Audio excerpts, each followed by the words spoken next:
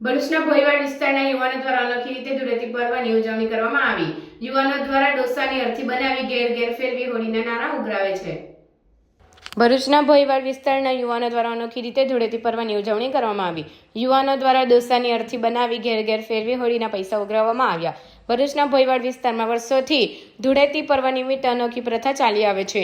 આ વિસ્તારના યુવાનો દ્વારા એક અર્થી બનાવવામાં આવે છે, તેના ઉપર ડોસાની પ્રકૃતિને સુવડાવવામાં આવે છે અને ત્યારબાદ આ યુવાનો ઘેર ઘેર આ અર્થી લઈ જઈ હોળીના નારા ઉઘરાવે છે, જે નાણાથી યુવાનો દ્વારા વિવિધ પ્રવૃત્તિઓ હાથ ધરવામાં આવે છે અને અંતે આ અર્થીને હોળીમાં સળગાવી દેવામાં આવે છે।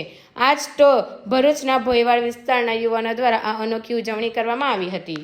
रितेश जाधव हमारा कालिका यंगस्टर द्वारा उजवવામાં આવે છે તહેવાર અમારા બાપ દાદાની પેઢીઓથી આ તહેવાર ચાલતો આવે છે ને હજી બી ચાલે છે ને અમને હોળી બી ખૂબ સરસ રીતે શણગારીને વ્યવસ્થિત રાખીને જે રીતે એનું કાર્યક્રમ થાય છે અમે એ રીતે એની ઉજવણી અમે કરીએ છીએ। આ રાતે અમે ડોસો બનાવીએ, આખી રાત જાગીને છોકરાઓ મહેનત કરે છે ને આવી રીતે તમારી સામે જ છે પછાડી આવી રીતે ડોસો બનાવે છે, લોકોના ઘરે ઘરે લઈ જઈને ફરીએ છીએ, જે આપે તેને પ્રસાદી અમે આપીએ છીએ તો બધી હોલિકામાં અમે આ ડોસાને દહન કરી દઈએ છીએ। જય મહાદેવ। આ વર્ષોથી ઉત્સવ બાપ દાદા વખતથી ચાલતો આવ્યો છે અને હજુ ચાલી રહ્યો છે।